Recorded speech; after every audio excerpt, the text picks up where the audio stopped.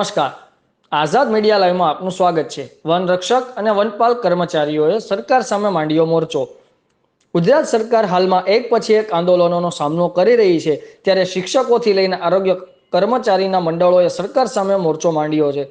રાજ્યના અનેક શિક્ષકો માસ સીએલ પર ઉતરી ગયા છે, ત્યારે હજુ સુધી કોઈ નિર્ણય ન લેવાતા તેઓ હવે લડી લેવાના મૂડમાં દેખાઈ રહ્યા છે. હાલ જે આંદોલનો ચાલી રહ્યા છે તેને જોતા એવું લાગી રહ્યું છે કે હજુ અનેક દિવસ સુધી ચાલુ જ રહેશે.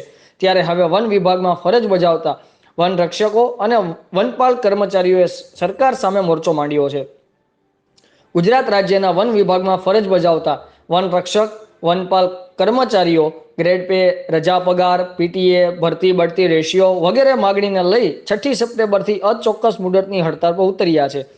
જોકે તેમની માંગ હજુ સુધી સંતોષાઈ નથી, જેને લઈને આજે ગાંધીનગર સત્યાગ્રહ છાવણી સેક્ટર નંબર 6 થી અરણ્ય ભવન સેક્ટર 10 સુધી આ કર્મચારીઓ રેલી કાઢશે અને અગ્ર મુખ્ય વનરક્ષક અને હેડ ઓફ ફોરેસ્ટ કોર્સ ગાંધીનગરને આવેદનપત્ર આપશે.